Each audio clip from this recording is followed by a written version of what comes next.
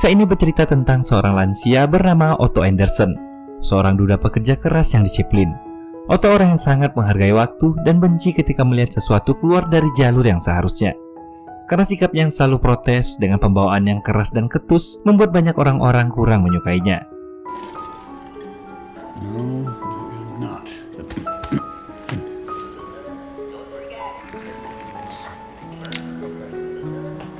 Help you with that, sir? That's just we usually do that for you.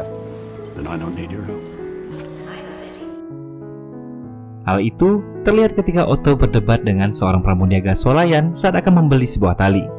Otto protes karena jumlah harga yang harus dia bayarkan lebih mahal 33 sen dari harga yang tertera pada papan harga. You charge me $1.98. 99 cents a yard is 33 cents a foot times 5. That's 165. I didn't get 2 yards. I got 5 feet. Hingga Otto minta bertemu dengan manajer swalayan hanya untuk masalah sekecil itu. Namun karena sang manajer sedang tak ada di tempat, Otto ditemui oleh asistensi manajer yang terlihat masih begitu muda. How old is she? Shouldn't you be in gym class? What? Here. Saat seorang pelanggan yang terlalu lama mengantri ingin membayarkan kekurangan Otto, dia menolaknya. Karena bagi Otto ini bukan soal uangnya, tapi komitmen swalayan terhadap satuan harga yang telah mereka tentukan. Keesokan paginya, setelah merapikan diri dan berpakaian, Otto minum secangkir kopi, kemudian melakukan ronda keliling komplek perumahan. Dimulai dari membersihkan sampah di pekarangan rumah, lalu membuangnya ke tempat sampah. Otto selalu dibuat kesal dengan warga yang mencampur adukan semua jenis sampah dalam satu tong, padahal sudah ada masing-masing tong untuk setiap jenis sampahnya. Kemudian, Otto merapikan sebuah sepeda yang parkir tidak pada tempatnya, sepeda milik seorang pemuda pengantar koran di komplek perumahan Otto.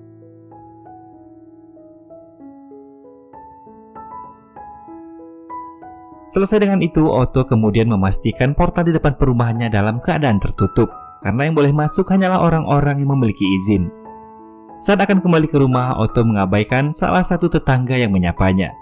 Dan saat berpapasan dengan seorang wanita, Otto menegur wanita tersebut untuk menjaga anjingnya agar tak buang air lagi di pekarangan Otto. Selesai ronda, Otto lalu bergegas untuk pergi bekerja. Di depan garasi dia melihat seekor kucing liar dan mengusirnya. Otto adalah seorang mandor operasional di sebuah pabrik baja. Hari itu adalah hari terakhir Otto bekerja setelah terpaksa mengundurkan diri. Perusahaannya melakukan merger dengan perusahaan lain, membuat Otto digeser dari posisinya. Sesampainya di kantor, rekan-rekan kerja merayakan pensiunnya Otto. Namun hal itu membuatnya kesal dan tersinggung, lalu Otto memilih pulang dengan perasaan marah. Setibanya di rumah, Otto menegur seorang pengantar paket yang membawa mobil masuk tanpa izin ke komplek perumahannya. I'm not parking. I just dropped off a package. This is not a through street. Permits and you don't have one. Sesampainya di rumah, Otto menelpon perusahaan listrik dan gas untuk memutus aliran di rumahnya. Sepertinya dia tak ingin lagi ada tagihan di bulan-bulan selanjutnya. Kemudian setelah membersihkan rumah, Otto mengenakan setelan jas dan mengambil sebuah koin lalu dimasukkan ke sakunya. Otto berencana mengakhiri hidup menggunakan tali yang tempo hari dia beli di swalayan. Tapi saat akan bergelantungan, tiba-tiba ada keributan di luar rumah yang membuat Otto merasa harus keluar untuk memeriksanya.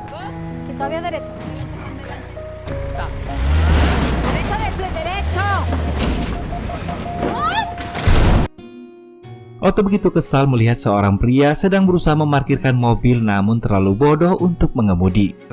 It didn't go so well, huh? No, I wasn't. I was parallel parking. Just give it another try. Get out of the car.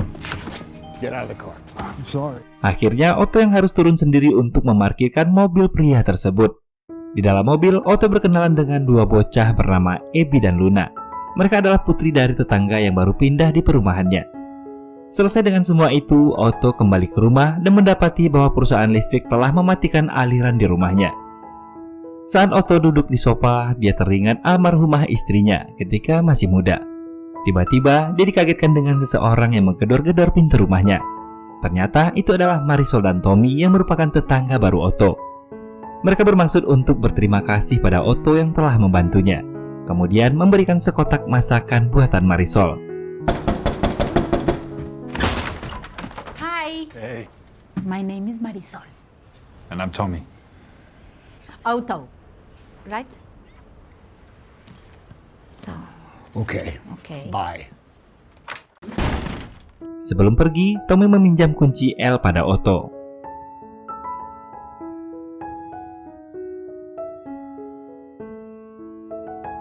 Setelah kembali dari garasi untuk mengambilkan kunci L yang dipinjam Tommy, Otto kembali ke rumah.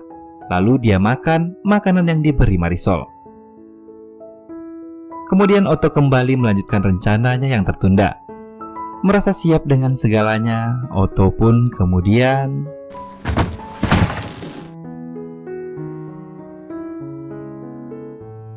saat bergelantungan di sisa nafasnya, Otto teringat masa-masa muda saat bersama istri tercintanya.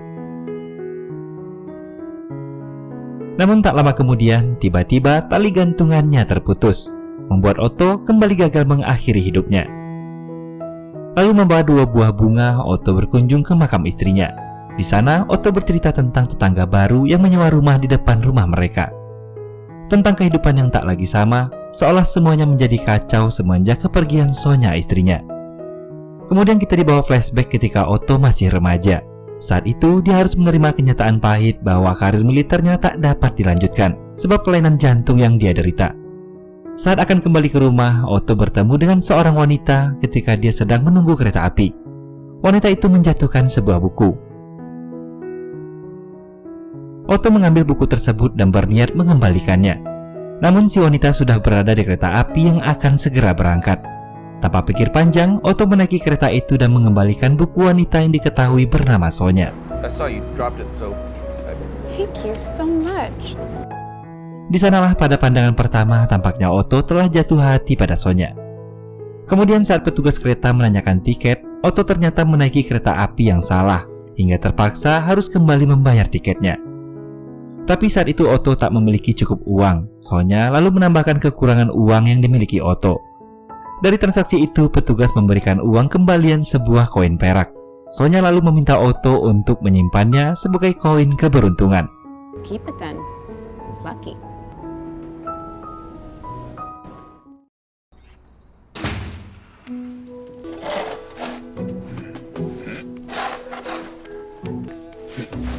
Kemudian seperti rutinitas biasanya, pagi itu Otto kembali melakukan ronda. Di jalan dia berpapasan dengan Jimmy yang sedang berolahraga, kemudian mempergoki sebuah mobil yang akan keluar tanpa membuka portal. Otto segera menghampiri mobil itu dan menegur si pria yang diketahui adalah salah satu petugas dari properti Dray & Merica, perusahaan properti tempat perumahan Otto berada. Ketika sedang menambal bekas ikatan tali di plafon rumahnya, Otto kedatangan tamu. Ternyata itu adalah Marisol dan Tommy. Tommy bermaksud mengembalikan kunci L yang kemarin dia pinjam, sementara Marisol memberikan sekotak makanan untuk Otto. Tommy juga bermaksud untuk meminjam tangga. Dia berencana memperbaiki jendela di lantai 2 rumahnya. Mereka lalu menuju garasi untuk mengambil tangga. Di garasi, mereka bertemu dengan seorang wanita seusia Otto, bernama Anita yang juga merupakan tetangga Otto. Anita minta Otto untuk membantunya memperbaiki pemanas di rumahnya karena saat ini suaminya sedang sakit. Tapi Otto yang masih kesal dengan suami Anita yang bernama Ruben menolak dengan alasan saat ini dia masih sibuk. Go. Get out of it. What are you doing in here? Let's go. That'll teach you. Pada akhirnya Otto menghampiri rumah Anita untuk memperbaiki pemanas rumahnya dengan syarat Anita mengembalikan selang yang pernah dia pinjam.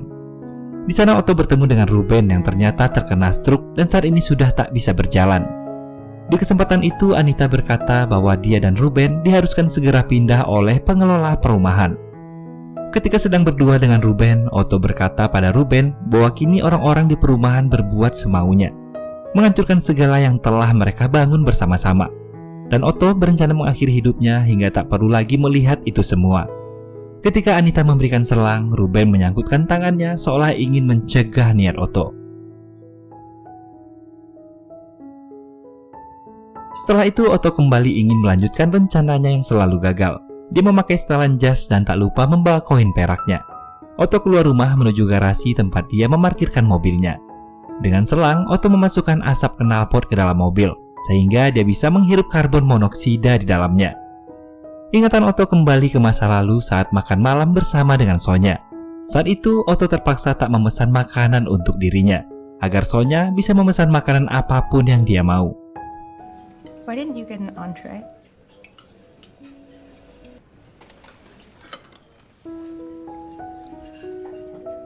Why?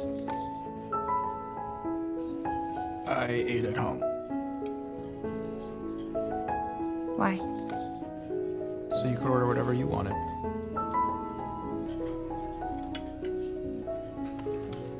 Di mana pada akhirnya Otto pun jujur tentang keadaan dia yang sebenarnya. Di mana Otto gagal masuk militer sehingga tak memiliki pekerjaan apapun saat ini. Merasa malu, Otto pun berniat pergi dari sana. Tapi ternyata Sonya menghargai kejujuran Otto dan menerima segala kekurangannya. Tiba-tiba seorang menggedor pintu garasi, membuat Otto harus kembali gagal melakukan niatnya. Ternyata itu adalah Marisol yang sedang panik. Sebab Tommy, suaminya, dilarikan ke rumah sakit menggunakan ambulan setelah jatuh dari lantai 2 rumahnya saat memperbaiki jendela. Marisol minta Otto menemaninya ke rumah sakit karena dia kerepotan membawa anak-anak, ditambah lagi dirinya yang tak bisa mengemudi. Di rumah sakit, Otto menemani Abby dan Luna di ruang tunggu. Mereka minta Otto untuk membacakannya sebuah dongeng. Hingga tak lama kemudian mereka dihampiri seorang badut yang berusaha menghibur dengan meminjam koin pada Otto. Namun akhirnya Otto harus berurusan dengan pihak keamanan. Otto marah besar pada si badut sebab dalam triknya si badut telah menukar koinnya dengan koin yang lain. Sampai-sampai Otto merobek kantong celana si badut untuk mencari koin miliknya. Keesokan harinya Marisol menemukan kucing liar yang telah membeku di halaman rumahnya. Di saat yang bersamaan Otto juga terlihat sedang membersihkan salju di depan rumahnya. Kemudian Marisol meminta bantuan Otto menyelamatkan kucing tersebut. Namun Otto menolaknya. Tak lama kemudian Jimmy pun datang. Mereka sepakat untuk membawa kucing tersebut ke rumah Otto agar bisa dihangatkan. Karena Marisol yang tengah hamil tak bisa membawa kucing itu ke rumahnya. Lalu pada akhirnya Jimmy pun membawa pulang kucing tersebut sebab Otto pun tak mau merawatnya. Kemudian kita dibawa flashback ketika Otto baru saja menyelesaikan kuliahnya di jurusan teknik. Di sanalah Otto memberanikan diri untuk melamar Sonya menjadi istrinya.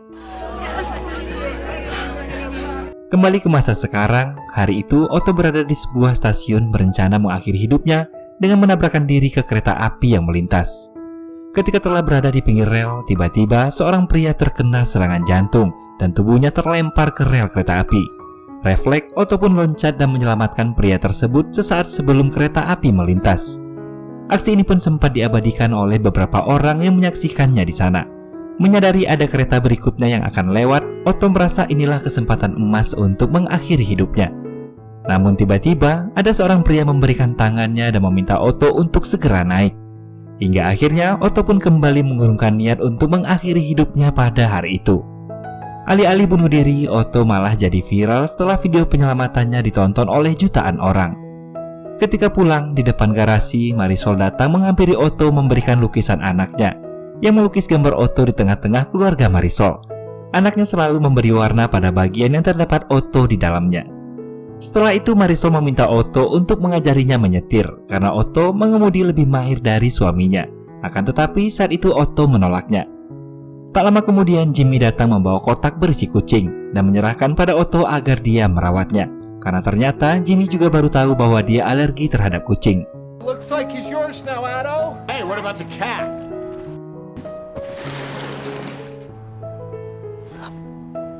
Get in the box.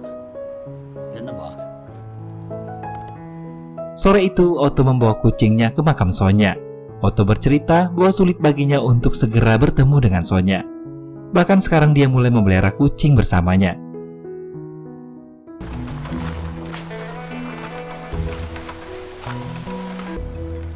Hey, It's my job. waiting tables and pumping gas. That's a job. Otto menegur Malcolm, si pengantar koran. Ternyata selain mengantar koran, Malcolm juga mengambil beberapa pekerjaan lain sekaligus. Malcolm bercita-cita ingin membeli sebuah mobil. Lalu bercerita bahwa Sonya, istrinya Otto, dulu adalah gurunya. Malcolm adalah seorang transgender, dan Sonya adalah satu-satunya orang yang menghargai dirinya di sekolah.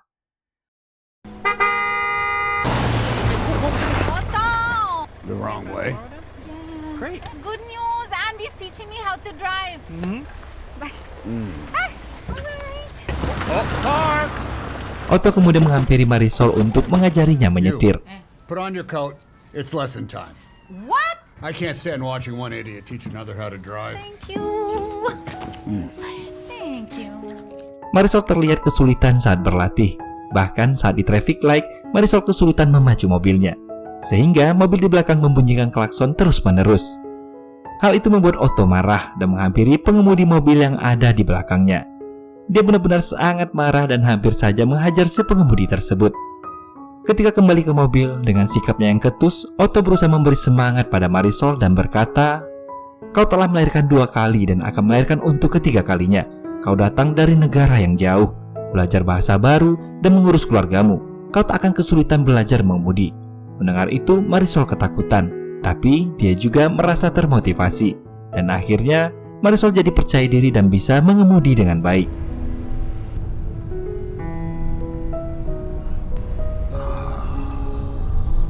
Lalu mereka istirahat sejenak di sebuah toko kue yang menyediakan roti Swedia.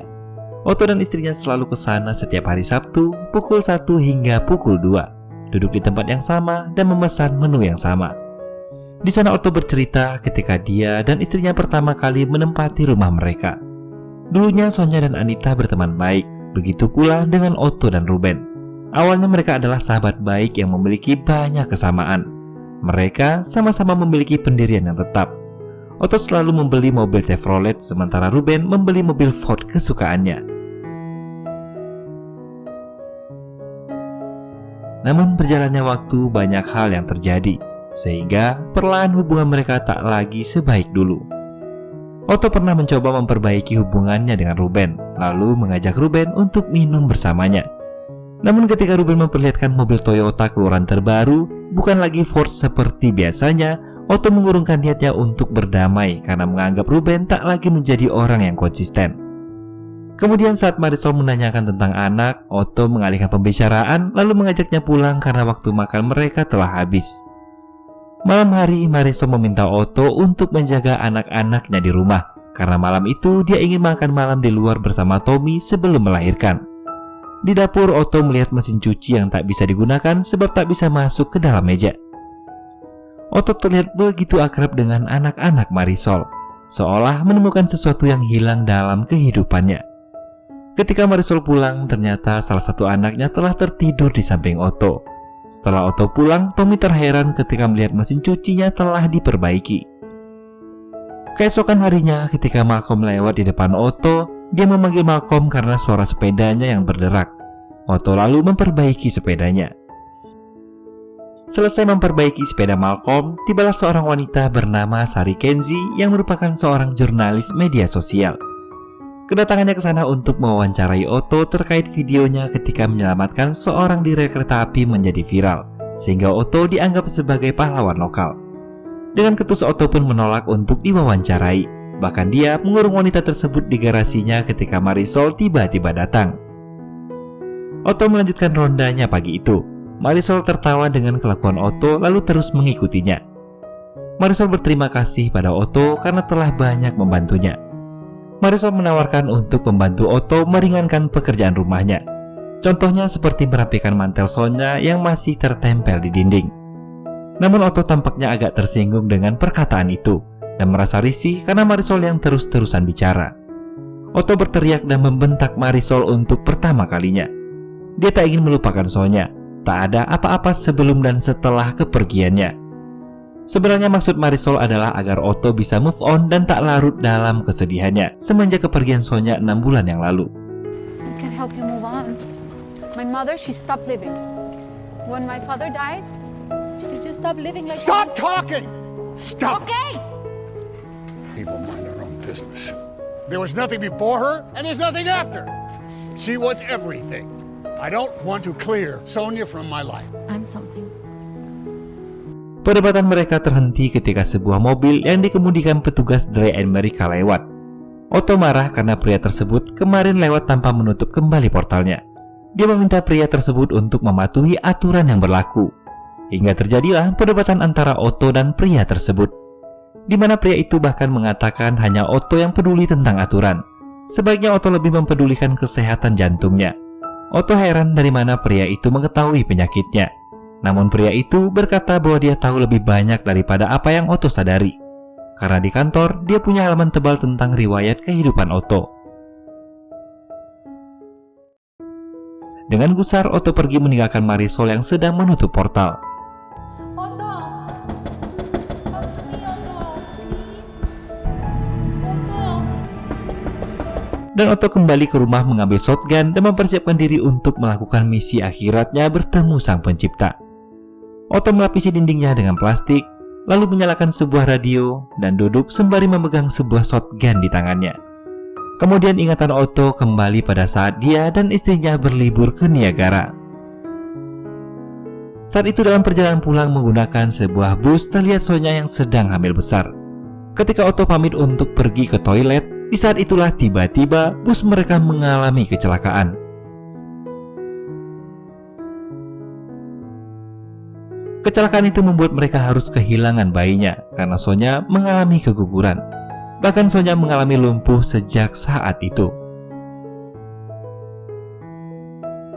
Ketika Otto bersiap menekan peletuk senjata, tiba-tiba Sonya seolah berbicara pada Otto untuk menghentikan tindakan dan melanjutkan kehidupannya. Otto kaget hingga melepaskan tembakan ketika tiba-tiba dia mendengar suara orang mengetuk pintu rumahnya. Ternyata yang mengetuk pintu rumahnya adalah Malcolm. Malcolm berniat menumpang tidur di rumah Otto karena telah berselisih dengan ayahnya. Otto pun lalu mengizinkan Malcolm untuk menginap di rumahnya. Ternyata pemuda yang bernama Malcolm ini adalah sosok pemuda yang rajin yang selalu bangun pagi. Di mana pagi itu dia telah lebih dulu bangun dan mempersiapkan sarapan untuk Otto. Selesai sarapan, Malcolm lalu menemani Otto melakukan ronda di perumahan. Di jalan mereka bertemu dengan Jimmy yang juga akan berolahraga. Jimmy pun ikut melakukan patroli bersama Otto dan Malcolm. Jimmy memberitahu Otto bahwa Anita dan Ruben sore ini akan dijemput dan dipindahkan ke panti jompo.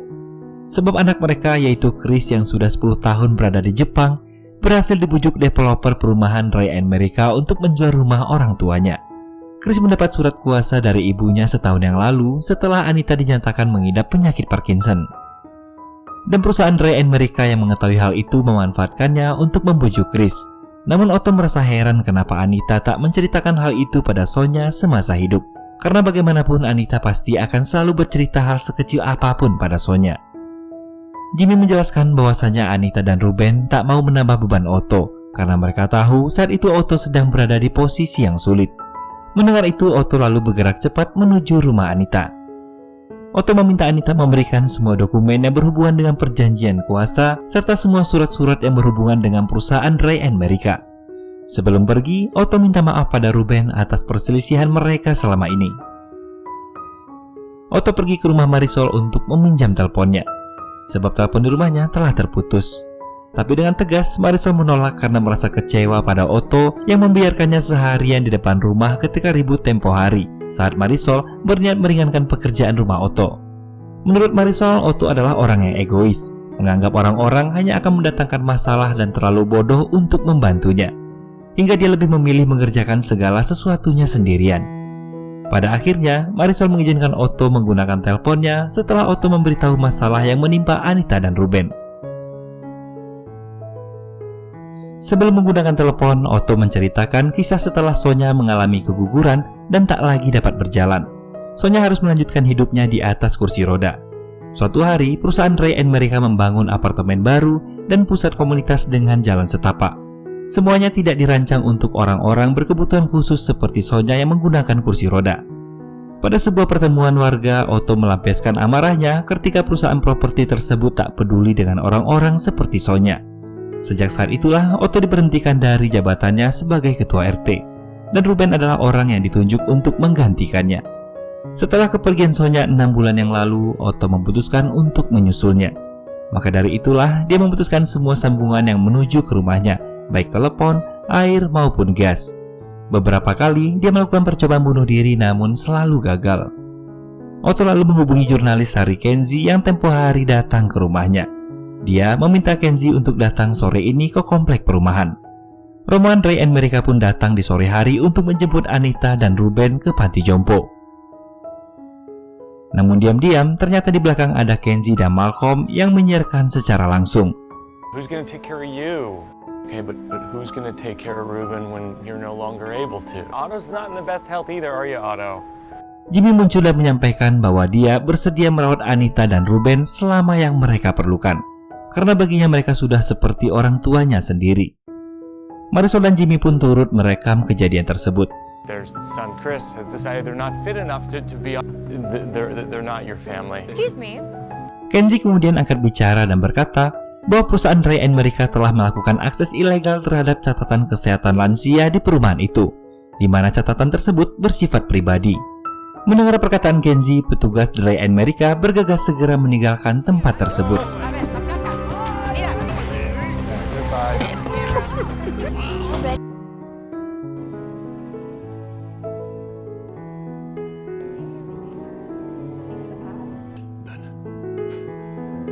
Ketika akan pulang, Otto tiba-tiba terjatuh karena mengalami serangan jantung. Melihat itu, Marisol dan semua orang segera membawanya ke rumah sakit.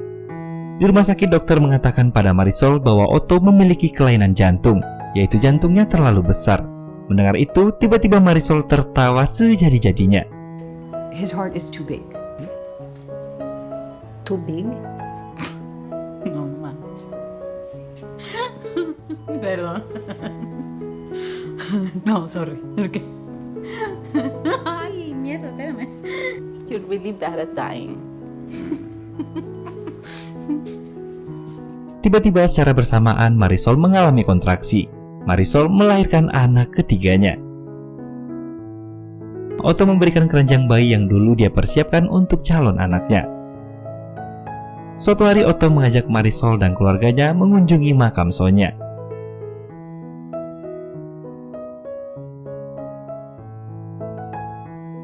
Setelah itu Marisol dan Tommy membantu Otto membereskan rumahnya, membereskan pakaian-pakaian Sonia yang masih tergantung di dinding rumah.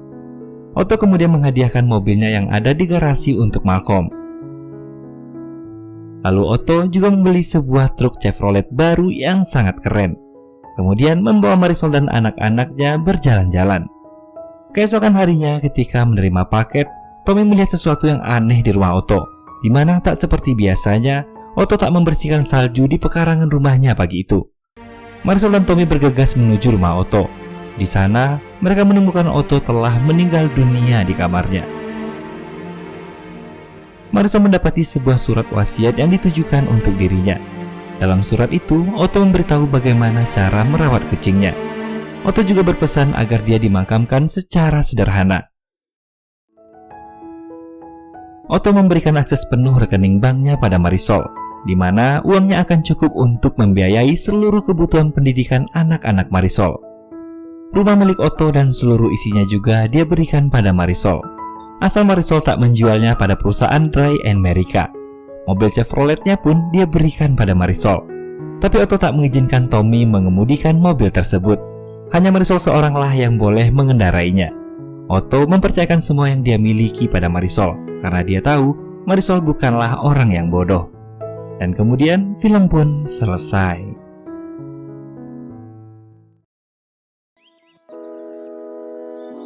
Film ini diadaptasi dari sebuah novel bestseller berjudul A Man Called Ove dan merupakan remake dari film Swedia berjudul sama yang rilis tahun 2015, di mana film tersebut mendapat 2 nominasi Piala Oscar di tahun 2016.